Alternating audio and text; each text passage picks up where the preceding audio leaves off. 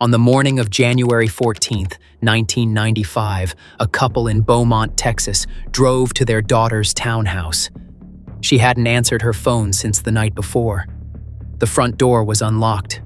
They found her in the upstairs bathroom, handcuffed behind her back with police-grade Smith & Wesson restraints. No signs of forced entry anywhere in the house. Her mother called 911 and said, "My daughter has been murdered." Investigators recovered DNA from the crime scene that day. The handcuffs were traced by serial number and led nowhere. The case stayed open for 26 years. Her name was Mary Catherine Edwards. She was 31 years old, a fifth-grade teacher at Price Elementary in Beaumont. She had an identical twin sister named Allison, who also taught in the district. The two of them looked so much alike that Catherine would tell her new students at the start of every school year that if they saw another one of her walking around and she didn't speak to them, not to get their feelings hurt. It was probably her sister. Catherine lived alone with her beagle Maggie in a townhouse on Park Meadow Drive.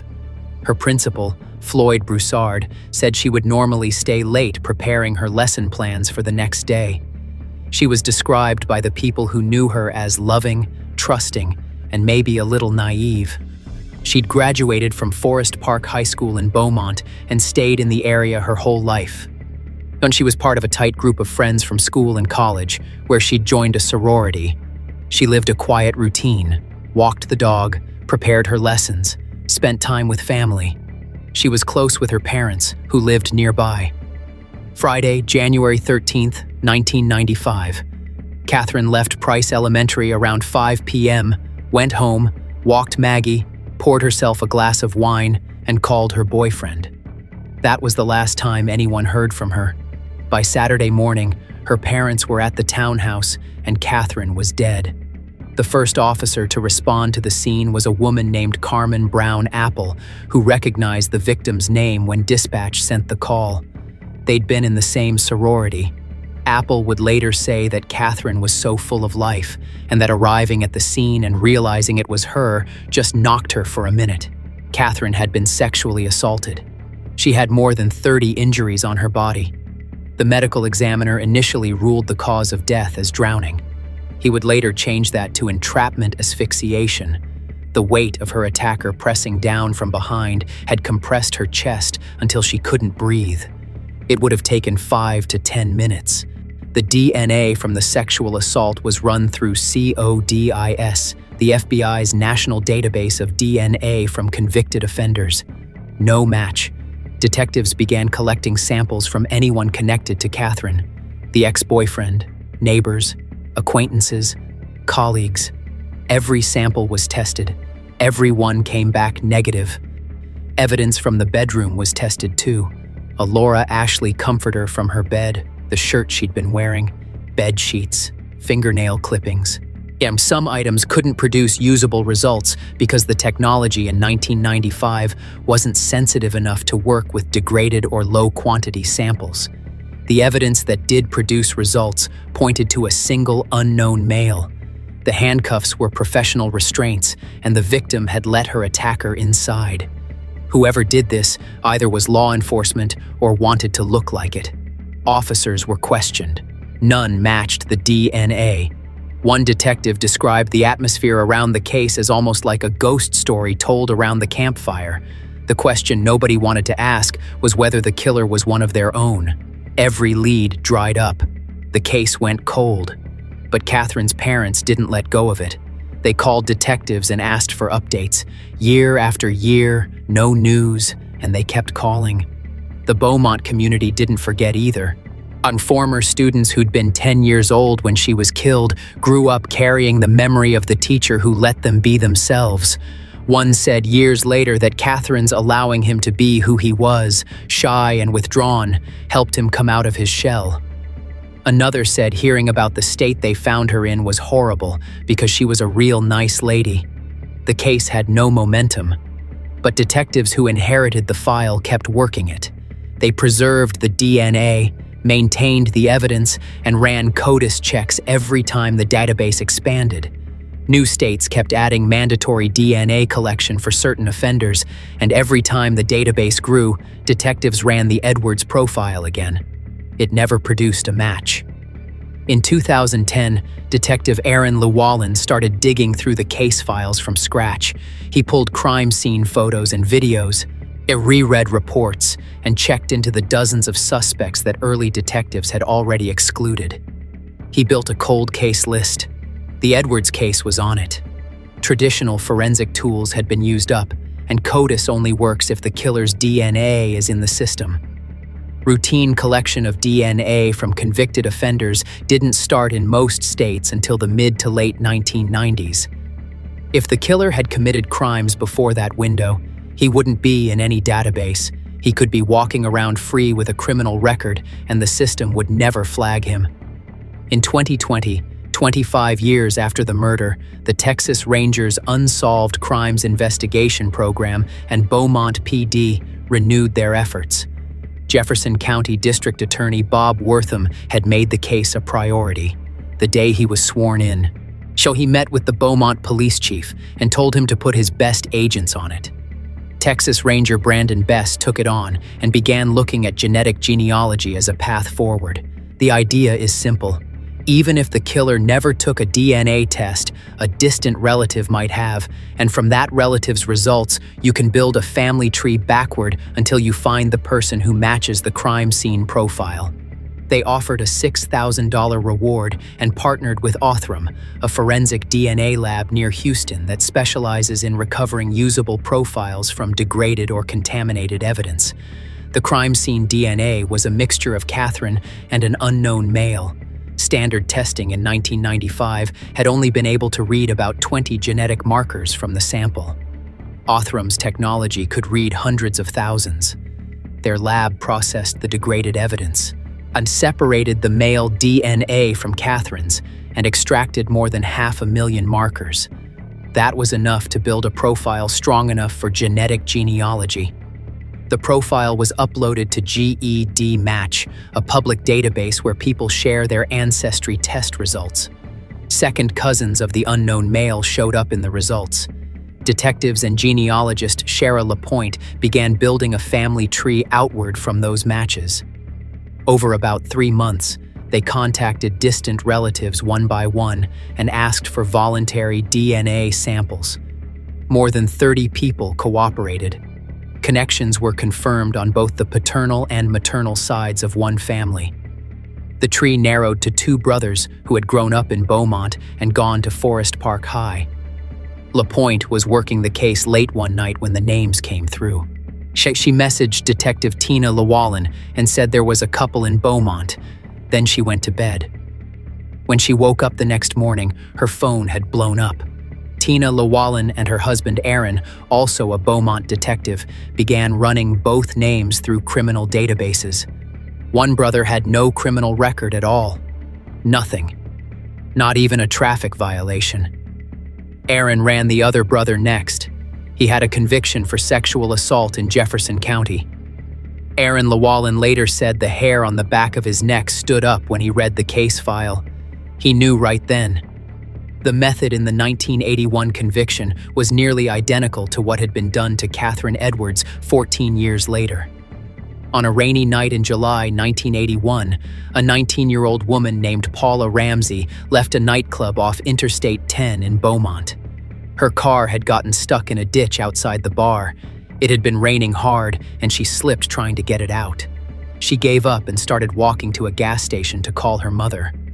A man was sitting in a car nearby with his window down.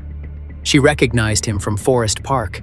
He told her he was a police officer and offered her a ride home.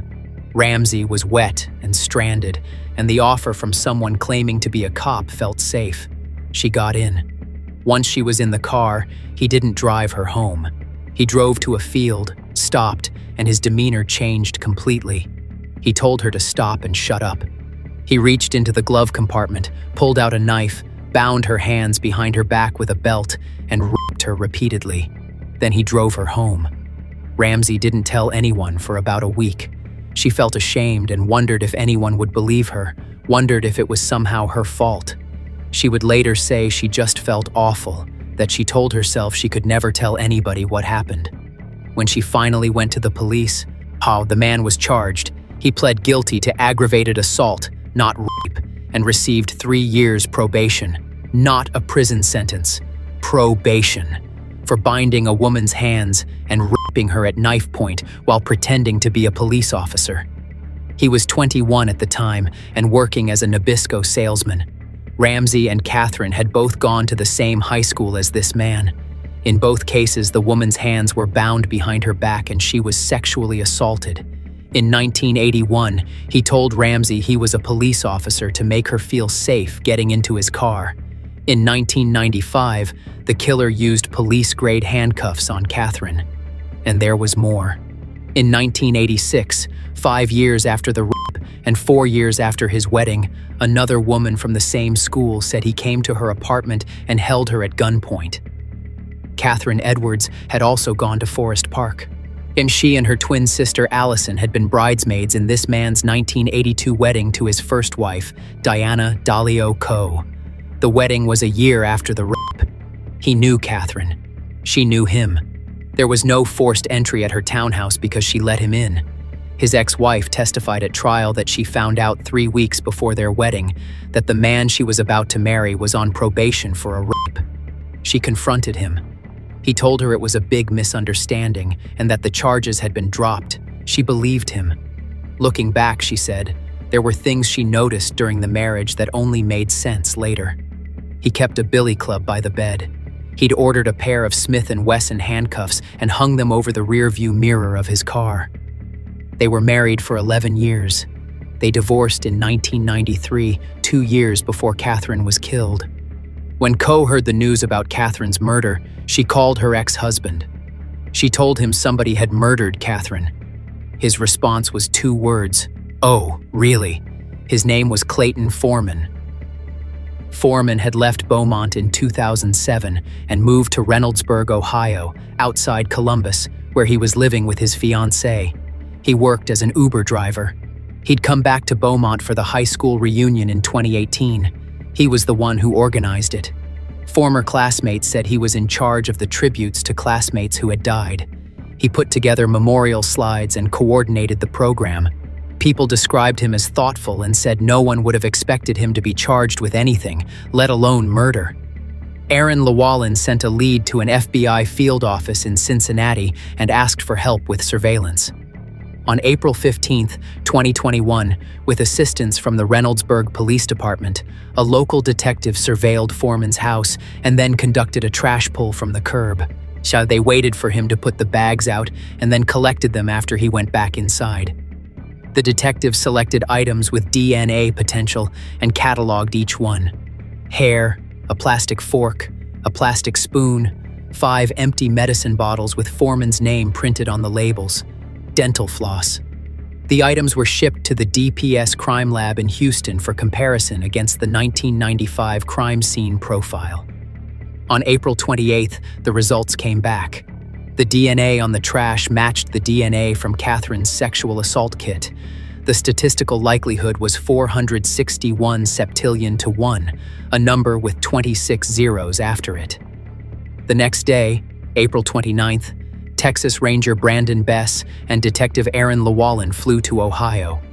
Foreman agreed to come to the local police station voluntarily. They told him he wasn't under arrest and was free to leave. The ranger even switched seats, so Foreman was closer to the door. What followed was 49 minutes of recorded conversation. Foreman said he vaguely remembered Catherine and Allison being bridesmaids in his wedding, but denied having any other contact with Catherine. He claimed he didn't even know she was dead. When they showed him a wedding photo with Catherine and Allison standing next to his bride, he confirmed it was his 1982 wedding and said he had no connection to either sister beyond that day. Bess and Llewellyn backed him into a series of hard corners. Near the end, Bess told him directly. His DNA had been found on Catherine's bed and inside Catherine's body. Foreman paused. He said he didn't know how it got there, but that they were saying it was there. Bess told him there was only one way for it to get there. And he told Foreman there were 2 people who knew what happened that night, and one of them was dead. Foreman ended the interview and asked for a lawyer. They let him walk out of the room. Roughly 30 seconds later, officers stopped him in the hallway and placed him under arrest for capital murder.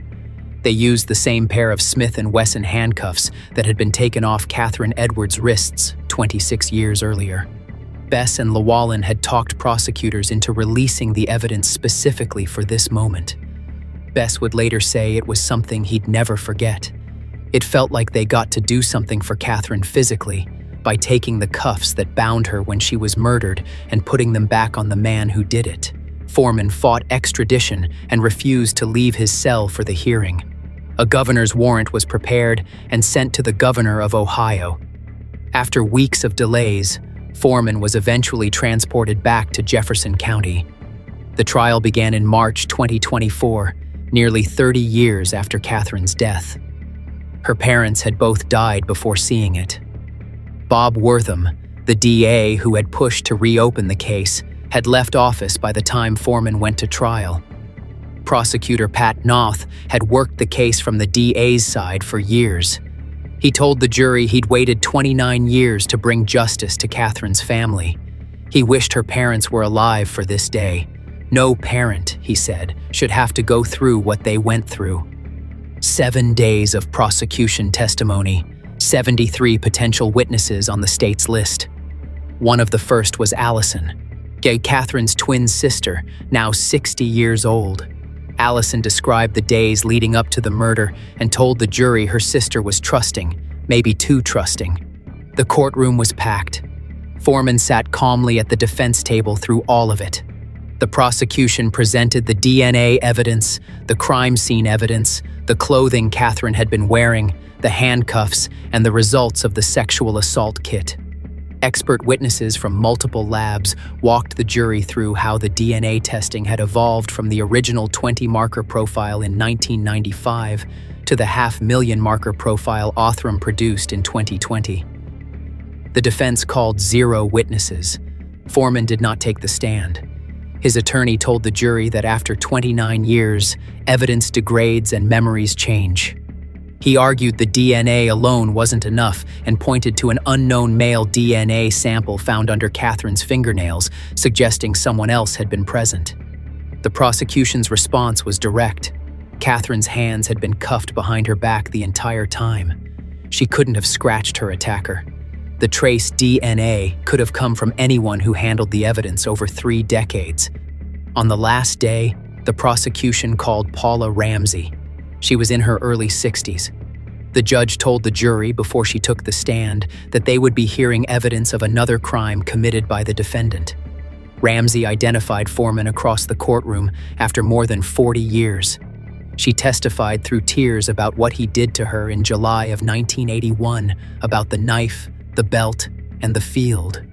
When asked why she came forward, she said she wanted to see justice done for Catherine. The jury deliberated for 52 minutes. Guilty of capital murder, Judge John Stevens sentenced Clayton Foreman to life in prison. He will be eligible for parole when he is 93 years old. The prosecution had not sought the death penalty.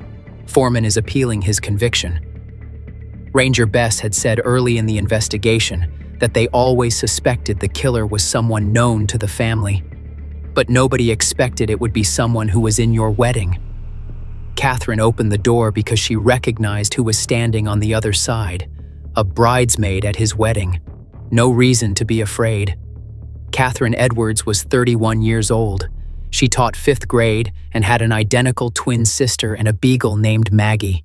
And the handcuffs he used to restrain her that night are the same ones they used to take him away.